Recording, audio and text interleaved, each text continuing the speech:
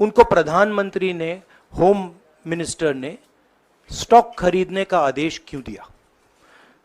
नमस्कार दोस्तों, हम लेकर आ चुके हैं आप लोगों के लिए 20 मिनट में सुबह की 50 ताज़ा और बड़ी खबरें बताएंगे। दोस्तों, प्रधानमंत्री नरेंद्र मोदी के ऊपर जमकर भड़के राहुल गांधी, कहा बेटियों के खिलाफ अपराध बढ़ रहा है, सरकार पूरी तरीके से हाथ खड़े कर चुकी है। आखिरकार क्यों दोस्तों दलित अर्जुन की हत्या होने पर दोस्तों मचा बवाल। राहुल गांधी ने पिता की पुण्यतिथि छोड़कर पहुंचे दलित युवा के घर। बताएंगे आखिरकार क्या है ये रायबरेली का मामला जिसमें पूरी बीजेपी फंस गई है बुरी तरीके से। क्यों अखिलेश यादव ने फिर छेड़ दिया आरक्षण का मुद्दा, और कैसे तेजस्वी ने दोस्तों नीतीश कुमार को जमकर लपेटा। हो रहा है बिहार में जमकर प्रदर्शन। तो तमाम मुद्दों पर होगी बात, लेकिन उससे पहले अगर आपने अब तक हमारे चैनल को सब्सक्राइब नहीं किया है तो कर लीजिए। पास में एक घंटी आएगी, इसको भी दबाइए ताकि हर वीडियो की अपडेट आपको मिल पाए। दरअसल दोस्तों, आपको बताते चले, राहुल गांधी ने महिला सुरक्षा पर घेरा मोदी सरकार को जमकर दिया लपेटा। दरअसल दोस्तों, आपको बताते चलें, ऐसा लग रहा है इन दिनों सड़कों पर इंसान नहीं बल्कि कुछ दरिंदे भी घूम रहे हैं। और ये हम इसलिए कह रहे हैं दोस्तों कि आजकल जिस तरीके की घटनाएं सामने आ रही हैं ये हमारे देश को शर्मनाक कर रही हैं। सबसे पहले कोलकाता का मामला सामने आया, और उत्तर प्रदेश के तो क्या कहने दोस्तों। उत्तर प्रदेश में तो 4, 5, 6 साल की छोटी छोटी मासूम बच्चियों के साथ रेप कर दिए जाते हैं। और आप समझिए, बीजेपी इतनी चालाक है कि इनके तब कोई मोर्चा नहीं निकालती, तब कुछ नहीं करती, लेकिन जिस तरीके की घटना हुई है उसको लेकर शर्मसार है। वो चाहे वो उत्तर प्रदेश हो, चाहे वो दोस्तों जो है यहाँ पर कोलकाता की लेडी डॉक्टर हो, और अब महाराष्ट्र में 2 लड़कियों के साथ 2 बच्चियों को स्कूल 4-4 साल की स्कूल में बच्चियाँ पढ़ने वाली के साथ ये हुआ, तो राहुल गांधी भड़क गए।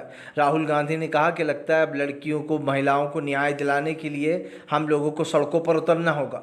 अब लड़कियों की सुरक्षा के लिए उन्होंने कहा कि हम लोगों को अब सड़कों पर उतरना ही होगा, क्योंकि जहाँ पर भी देखें इस तरीके की शर्मनाक हरकतें सामने आ रही हैं। यही नहीं, राहुल गांधी ने कहा कि इस तरीके की हरकतें करने वाले आपके और हमारे बीच में ही रहते हैं। और ये बात सच भी है दोस्तों, आपके और हमारे बीच में, और हम उन्हें पहचान नहीं पाते कि ये कौन है। इसीलिए सेफ्टी बहुत ज़रूरी हो गई है। चलिए बढ़ते हैं एक और अगली बिग ब्रेकिंग की तरफ। बता दोस्तों, अगली जो बड़ी खबर निकल कर आ रही है, मोदी सरकार दोस्तों झुकी विपक्ष के आगे। आखिरकार कैसे विपक्ष ने कर दिया इतना कमज़ोर। दरअसल दोस्तों, ये तो आप सभी जानते हैं कि इस बार इंडिया गठबंधन ने बीजेपी को धूल चटाने का काम किया। न सिर्फ बीजेपी के दोस्तों बखिया उधेड़ दी, बल्कि बीजेपी को उस जगह लाकर खड़ा कर दिया दोस्तों जहाँ पर बीजेपी पूरी तरीके से फेल हो चुकी है। लेकिन इससे भी बड़ी बात मैं आपको बता दूं दोस्तों, दरअसल हम आपको बताते चलें कि फ़िलहाल पूरे भारत बंद को, इंडिया गठबंधन को एक तरीके से सपोर्ट मिला। कई लोगों ने भारत बंद का सपोर्ट किया, और ये मामला आरक्षण को लेकर था। आरक्षण को लेकर अब आपको बताते चले, सरकार लगातार झुकती चली जा रही है। मोदी सरकार के कुछ फैसले ऐसे हैं जो उसने एक के बाद एक वापस लिए हैं, और ये ऐसा पहली बार हुआ है दोस्तों। अगर हम 10 साल का कार्यकाल उठाकर बीजेपी का देखें तो पिछले 10 सालों में बीजेपी ने अपना एक भी बिल वापस नहीं लिया, सिर्फ किसान आंदोलन और कुछ चीज़ों को छोड़कर। लेकिन दोस्तों, अगर अब की बार देखें हम, तो ये जो मिली जुली सरकार है ये एक तरीके से दबाव में चल रही है। उससे भी बड़ी बात यह है कि इस बार विपक्ष बहुत मजबूत है, और वो एक ऐसी भूमिका में है जहां वो बीजेपी को कभी भी गिरा सकता है सत्ता से।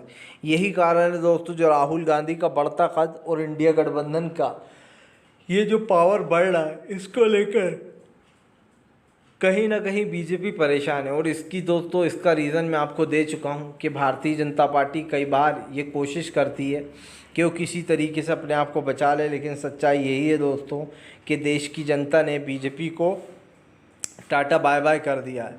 और इसीलिए बीजेपी झुक रही है, चाहे वह आरक्षण वाला मुद्दा हो या तमाम मुद्दे, हर एक पर बीजेपी पर हमलावर हैं विपक्ष। आपको बताते चले दोस्तों, दलित युवा की हत्या ने पकड़ा तुल। उत्तर प्रदेश के रायबरेली में पहुंचे राहुल गांधी, बोले इंसाफ दिलाकर रहूंगा, पीछे नहीं हटने वाला मैं। दरअसल दोस्तों, आपको बताते चले, अर्जुन नाम के व्यक्ति की, एक ठाकुर समाज के व्यक्ति ने हत्या कर डाली। इन दोनों के बीच में झगड़ा हो गया था, जिसके बाद उसने मिलने बुलाया अर्जुन को। अर्जुन जैसे ही मिलने पहुंचे दोस्तों, तो उसने उसके घर के आगे फायरिंग कर दी, और जिसके बाद गोली लगने से अर्जुन की मौत हो गई। आपको बताते चले, ये मामला दोस्तों बड़ा तुल पकड़ता चला जा रहा है क्योंकि कल राहुल गांधी अपने पिताजी की पुण्यतिथि छोड़कर वहां पर पहुंचे थे, जिसके बाद राहुल गांधी ने उस परिवार से मुलाकात की। राहुल को उनके परिवार ने बताया कि पूरा मैटर दरअसल था क्या। अब आपको बता दें चले, लीपापोती की जा रही है। जिसने ये सारा कांड किया है, जो दोस्तों इस कांड का रचेता है, उसको बचाने की कोशिश की जा रही है। सबसे बड़ी बात पता है क्या है दोस्तों, क्योंकि वो ठाकुर समाज का है और जिसकी हत्या हुई वो दलित समाज का है, सिर्फ इसलिए। और जो वहाँ का वो है दोस्तों, खास कर बताया जा रहा है एसपी, वो जानबूझकर छोटे मोटे लोगों को दबोच रहा है। मेन जो आरोपी है, मेन जो मुख्य आरोपी जिसने पूरी साजिश रची है दोस्तों, जिसने पूरा कांड किया है, उसको नहीं गिरफ्तार किया जा रहा है। अब जाहिर सी बात है भाई, माना जाता है कि योगी अब ठाकुर लोगों को बचाने का काम करते हैं। और आप समझिए, बेचारे दलितों को मार दिया जाए, उनकी सड़क पर हत्या कर दी जाए। इससे पहले भी अभी एक दलित भाई की हत्या की गई थी उत्तर प्रदेश में। उससे पहले सिर्फ बोर्ड लगा देने पे पुलिस वालों ने उसको मार दिया था, यह दलित युवा को। तो दोस्तों ऐसी घटनाएं तो वहाँ पर आम हो चुकी हैं। और सबसे बड़ा सवाल ये है कि क्या आज हमारे देश में दलित होना बहुत बड़ा गुनाह हो गया है, या फिर दोस्तों जिस तरीके से मुसलमानों को टारगेट किया जाता है, दलितों को टारगेट किया जाता है, क्रिश्चियंस को टारगेट किया जाता है, जो लोग आप समझिए इस देश में सबसे ज़्यादा अगर कोई देश को चलाता है ना दोस्तों, आप सच्चाई सुन लीजिए, अगर इस देश को कोई चला रहा है तो वो सबसे गरीब तबके हैं इस देश के। और आप देख लीजिएगा, इस देश के गरीब, अति पिछड़े, दलित, आदिवासी, ये लोग ही हैं जो देश को चलाते हैं। अगर ये लोग ना हो दोस्तों तो देश चले ही ना। आपने कभी देखा किसी भी प्रदर्शन में कोई अमीर लोग आपको दिखाई दिए? नहीं दिखाई दिए होंगे। हर प्रदर्शन में दोस्तों गरीब मारे जाते हैं, गरीब सड़कों पर उतरता है और हमारे देश की लड़ाई लड़ता है। तो हमें उनकी इज्जत करना चाहिए। सबसे बड़ी बात, शायद आप और हम में वो गट्स ना हो कि हम वहाँ जाकर सड़कों पर बैठ जाएं अपना काम छोड़कर, लेकिन दोस्तों एक गरीब इंसान अपना काम भी छोड़ देता है और देश के लिए लड़ाई लड़ने बैठ जाता है, अपने हक के लिए लड़ाई लड़ने बैठ जाता है। इसलिए दलित, आदिवासी, अति पिछड़े जो दोस्तों, और जो यहाँ पर अल्पसंख्यक, जो बहुत गरीब मुस्लिम हैं, उन सब की हमें इज्जत करना चाहिए, हमारे दलित भाइयों की, क्योंकि इन लोगों की वजह से ही देश चल रहा है। मैं तो बार बार इस चीज़ को कहता हूँ कि दोस्तों एक ऐसी सरकार हमने बनवा दी है जो कहीं ना कहीं पूंजीपतियों का साथ देती है और गरीबों के साथ कितना ही अन्याय क्यों ना हो जाए कुछ नहीं करती। फिलहाल चलिए बढ़ते हैं एक और अगली बिग ब्रेकिंग की तरफ। बता दोस्तों, अगली जो बड़ी खबर निकल कर आ रही है, प्रधानमंत्री नरेंद्र मोदी के ऊपर जमकर भड़के अखिलेश यादव। अखिलेश बोले जनता के साथ पिछले 10 साल तक किया दगा और 5 साल में क्या करेंगे ये लोग। 5 साल में ही लंगड़ी सरकार कुछ नहीं कर सकती है। अखिलेश यादव ने बीजेपी को लपेटे में लेते हुए कहा, इस देश का दलित, पिछड़ा, आदिवासी सब लोग बीजेपी से नाराज हैं क्योंकि ये एक ऐसी सरकार है जो गरीबों के खिलाफ है। अखिलेश ने कहा, आज नहीं तो कल ये सरकार का हटना तय है। उससे भी बड़ी बात ये है दोस्तों कि उत्तर प्रदेश में बहुत जल्दी परिवर्तन हमें देखने को मिलेगा। ये तो तय है दोस्तों कि 2027 में मोदी सरकार का tata bye bye Uttar Pradesh से होने वाला है। अब वो किसी को भी सीएम बना दे, किसी को भी ले आए दोस्तों, अब कोई भी टिक नहीं पाएगा, क्योंकि अगर हम देखा जाए तो उत्तर प्रदेश में अब इंडिया गठबंधन का जादू है। और उससे भी बड़ी बात ये है दोस्तों कि जो लोग 10 साल से परेशान हो रहे हैं, जिन लोगों ने वोट दिया, ख़ास करके मैं आपको बता दूं, बहुत सारे दलित, अति पिछड़े, आदिवासी, इन सब ने बीजेपी को सपोर्ट किया, तब कहीं जाके इनकी सरकार बनी। लेकिन लोकसभा के बाद पूरा माहौल बदल गया। दलित, पिछड़े, आदिवासी, अति पिछड़े, अल्पसंख्यक, ये सब लोग समझ गए कि ये सरकार हमारे लिए नहीं है, क्योंकि जिन गरीबों से आपने वोट लिया उन गरीबों के घर पर आपने बुलडोज़र चला दिया ये कहकर कि यहाँ मंदिर बनेगा। मैं पूछना चाहता हूँ कि क्या भगवान ऊपर से आए थे और उन्होंने कहा था कि गरीबों के घर तोड़ दो? माना तो ये जाता है दोस्तों कि भगवान के घर में जो भी जाता है वो सब मिल जाता है, या फिर आप खुदा के घर में जाते हो, जिस भी धर्म को आप मानते हो। लेकिन दोस्तों सबसे बड़ी बात यह है कि आज की सरकार में ये सरकारें शैतान बन चुकी हैं। शैतान इसलिए बन चुकी हैं दोस्तों कि इनके पास आ जाती है पावर, और पावर आने के बाद इन्हें लगता है कि अब हमसे ज़्यादा ताकतवर कोई और नहीं है। उत्तर प्रदेश में ऐसे ही मासूम लोगों के घर तोड़े गए। यही नहीं, चलिए यहाँ तो मंदिर बनाने का मुद्दा था, लेकिन अब तो कॉलोनियों की कॉलोनियाँ तोड़ी जा रही हैं, घरों पर नोटिस चिपकाए जाते हैं और ये कह दिया जाता है कि ये घर जो है अतिक्रमण में आ रहा है, ये बिना उसका है दोस्तों, कहीं ना कहीं बिना कागजात का, और इन लीगल बता के सारे घरों को ढह दिया जाता है। कभी आपने सोचा है कि आप 25 पूरी कॉलोनी को तोड़ रहा, उसमें कम से कम 25,000 लोग रहते हैं और उन 25,000 लोगों के दोस्तों पूरे परिवार हैं। तो आप जोड़ लीजिए कि एक घर में कितने लोग रहते होंगे। और यही नहीं दोस्तों, ये कोई पहला मैटर नहीं है जिस पर ये सरकार घिरी हुई है। ऐसे कांड ये लोग लगातार कर रहे हैं। सुप्रीम कोर्ट हो या फिर हाई कोर्ट हो, दोनों ही कोर्टों ने अब तक इनके इस गैर कानूनी तरीके वाले मामले पर रोक नहीं लगाई। भैया, सुप्रीम कोर्ट हो या हाई कोर्ट हो, उसको ये समझना होगा कि ये लोग कोर्ट बंद कराने की चाल चल रहा है एक तरीके से। अब आप समझिए, ये काम तो कोर्ट का है कि कौन सी चीज़ इनलीगल है, कौन सी लीगल है, कहाँ बुलडोज़र चलना चाहिए, ये आदेश कोर्ट देता है, पहले कोर्ट तय करेगा। लेकिन यहाँ तो दोस्तों कहते हैं कि आज भैया इसने ये कर दिया, इसने वो कर दिया, इसके घर पे बुलडोज़र चला दो। और सबसे बड़ी बात ये, अपने आप को सही बताने के लिए ये लोग बहाने लेते हैं कि ये घर तो जो है इनलीगल बना हुआ तोड़ने के बाद। और सुप्रीम कोर्ट और हाई कोर्ट दोस्तों खड़े खड़े देख रहे हैं तमाशा। मैं तो यही कहूँगा कि ऐसे गरीब लोगों को तत्काल में बचाना चाहिए जिनके घरों पर बुलडोज़र चलाए जाते हैं। हम मानते हैं कि भैया कई चीज़ें ऐसी हैं जहाँ देखना पड़ते हैं पहलू, लेकिन दोस्तों जब तक कोर्ट हस्तक्षेप नहीं करेगा तब तक ये जो नया चलन चला है, जो भी कोई कुछ करे तो उसके घर पर बुलडोज़र चला दो, ये सिर्फ और सिर्फ लोगों को परेशान करने का तरीक़ा और कुछ नहीं। तो मैं तो इस चीज़ को दोस्तों ज़ाहिर सी बात है अगेंस्ट हूँ, और मैं इस चीज़ को बार बार बोलता हूँ कि जो हमें दिखाई दे रहा है दोस्तों वही सच है। फिलहाल चलिए बढ़ते हैं एक और अगली बिग ब्रेकिंग की तरफ। बता दोस्तों अगली जो बड़ी खबर निकल कर आ रही, नीतीश कुमार के खिलाफ तेजस्वी ने खोला मोर्चा, कहा गरीबों का आरक्षण गपचियाना चाहते हैं नीतीश कुमार के अफसर, नहीं देना चाहते नीतीश कुमार के कहने पर गरीबों का आरक्षण। दरअसल आपको बताते चले दोस्तों, आरक्षण वाले मुद्दे ने तुल पकड़ रखा है। क्या बिहार, क्या पंजाब, तमाम जगहों पर दोस्तों प्रोटेस्ट चल रहा है। ऐसा दूसरी तरफ बिहार में हंगामा हो गया, पुलिस वाले ने एसडीएम को ही लाठी से कूट डाला आम व्यक्ति समझकर। यही नहीं, तेजस्वी ने मज़े लेते हुए कहा कि फ़िलहाल नीतीश कुमार को कुछ भी नहीं पता है, बस उन्हें ये पता है दोस्तों नीचे जाना है और बस जनता को कुछ भी एक भाषण देना और वापस आ जाना है। सवाल ये नहीं है कि दोस्तों इस वक्त हो क्या रहा है, सवाल ये है कि ये सरकारें, मिली जुली सरकारें जो हैं, जिनको हम गठबंधन वाली सरकार कहते हैं दोस्तों, ये लोग मिलजुल कर क्या रहे हैं। और गठबंधन में जो लोग मोदी सरकार का साथ दे रहे हैं उन लोग की असलियत दोस्तों जनता के सामने है। आप और हम कितना ही इस चीज़ को झुठलाने की कोशिश कर लें, लेकिन सच्चाई आज भी यही है और कल भी वही रहने वाली है दोस्तों, कि ये सरकार एक लंगड़ी सरकार है, इसका कोई भविष्य नहीं है। नीतीश कुमार दोस्तों जब तक चुनाव नहीं हो जाता विधानसभा का, तब तक ही मोदी सरकार के साथ है। क्योंकि मैं आपको बता दूं, एक वक्त ऐसा आने वाला है जब नीतीश कुमार खुद बीजेपी को छोड़कर भागेंगे, क्योंकि बीजेपी दोस्तों इस बार बिहार का चुनाव लूज़ कर जाएगी, हार जाएगी। और अगर नीतीश कुमार बिहार का चुनाव हारते हैं तो इसका सबसे बड़ा बदला वो लेंगे बीजेपी से, क्योंकि जाहिर सी बात है नीतीश कुमार को यही लगेगा कि बीजेपी ने मुझे कमज़ोर किया है। और अगर हम पिछली बार की बात करें लोकसभा में, तो नीतीश कुमार ने अच्छी खासी सीटें जीतकर सबको चौंका दिया था। लेकिन क्योंकि हम तो इस चीज़ को बार बार दोस्तों कह रहे हैं और बार बार दोहराते भी हैं कि भाई यहाँ पर जो भी हो रहा है उस चीज़ को समझना चाहिए, वरना काफ़ी कुछ जो है यहाँ पर बदल सकता है।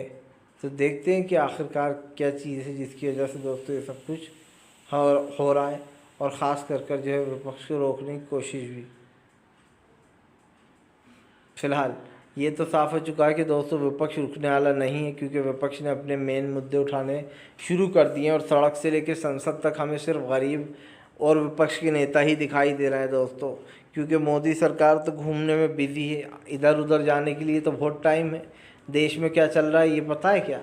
शायद ही पता हो, क्योंकि जाहिर सी बात है दोस्तों, देश में नरेंद्र मोदी को ऐसा लगने लगा है कि फ़िलहाल जो भी ये हो रहा है इसमें कहीं ना कहीं सरकार है। लेकिन मैंने इस चीज़ को बार बार दोहराया है कि फ़िलहाल दोस्तों इस चीज़ की जितनी भी तारीफ़ की जाए उतनी कम है, और ऐसे में सरकार की पूरी तरीके से पोल खोलेगा विपक्ष। इसलिए हमें विपक्ष पे पूरा भरोसा है, सरकार पर हो ना हो। चलिए बढ़ते हैं एक और अगली बिग ब्रेकिंग की तरफ। बता दोस्तों अगली जो बड़ी खबर निकल कर आ रही है, संजय रावत का बीजेपी के ऊपर बड़ा हमला, कहा प्रधानमंत्री नरेंद्र मोदी जब से देश के पीएम बने हैं तब से और भी ज़्यादा महिलाओं के साथ इस तरीके की घटनाएं हो रही हैं। दरअसल दोस्तों अगर देखा जाए तो हर राज्य में जो यहाँ पर इस तरीके की दरिंदगी वाली हरकतें हो रही हैं। पहले तो दोस्तों आप समझिए पश्चिम बंगाल, और उसके बाद नंबर आया उत्तर प्रदेश। खैर उत्तर प्रदेश की तो हम बात ही क्या करें, हर दूसरे दिन उत्तर प्रदेश में दोस्तों एक रेप हो रहा है, और ये सच्चाई आपसे बताई नहीं जाती। कोई भी मीडिया चैनल वाला नहीं बताता कि 4 साल 6 साल की छोटी छोटी बच्चियों को भी नहीं छोड़ा जा रहा है। और मैं तो इस चीज़ को बार बार इसलिए भी कह रहा हूँ दोस्तों कि यहाँ पर जो ये तमाम चीज़ें चल रही हैं उसको लेकर कहीं ना कहीं सरकार घिरी हुई है। तो अब देखते हैं कि फ़िलहाल ये चीज़ों पर क्या होता है, क्योंकि आपको बता दें विपक्ष ने साफ कहा है। संजय रावत ने कहा कि महाराष्ट्र में 2 बेटियों के साथ ये हो गया और निकम्मी सरकार सो रही थी दोस्तों, शिंदे की निकम्मी सरकार। उन्होंने ये भी कहा संजय रावत ने कि बहुत जल्दी सरकार बदल जाएगी, क्योंकि जाहिर सी बात है दोस्तों कि महाराष्ट्र के नए सीएम उद्धव ठाकरे ही होंगे।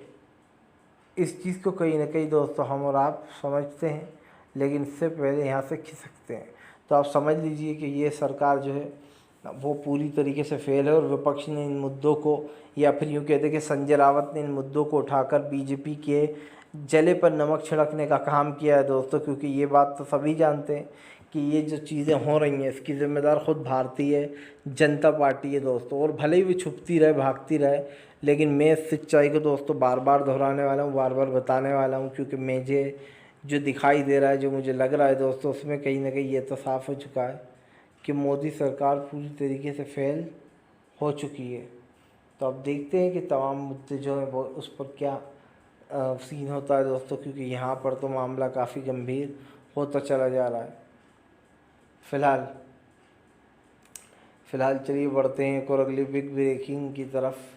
आपको बता देते हैं दोस्तों, फिलहाल भारतीय जनता पार्टी को लगा 440 वाट का झटका। सद्दीन ओवैसी ने उठाया दोस्तों फिर से एक बार वक्फा का वोट का बिल का मुद्दा।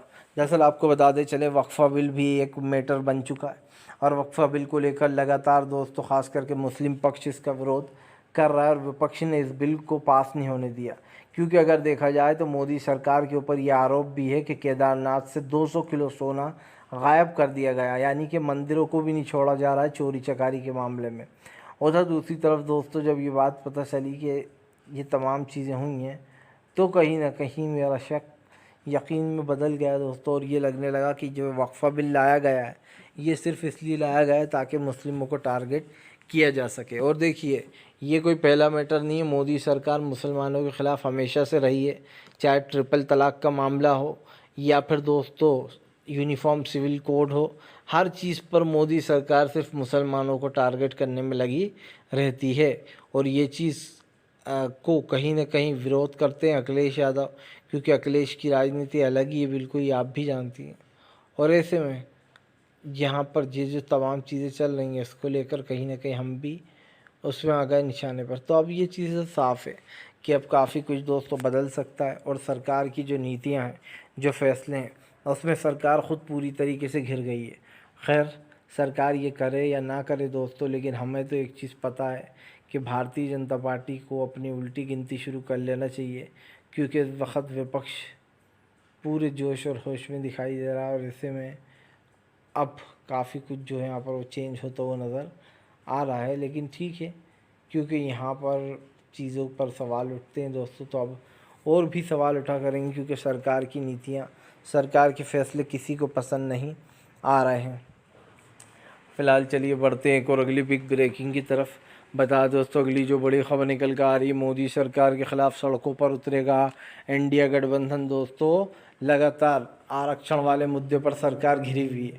दरअसल आपको बताते चलें फ़िलहाल देश में ऐसे मुद्दे हैं जिस पर सरकार घिरी हुई है, और इन तमाम मुद्दों को लेकर विपक्ष लगातार हमलावर है। इसलिए विपक्ष ने साफ कर दिया कि वो सरकार को ख़ास करके आरक्षण वाले मुद्दे पर नहीं माफ़ करेगा। जब तक कि आरक्षण नहीं मिलेगा दोस्तों विपक्ष को, तब तक वो घेरता रहेगा बीजेपी को। और ये चीज़ साफ़ हो जाती है कि आरक्षण भी दोस्तों हमारे देश का एक बड़ा मुद्दा है।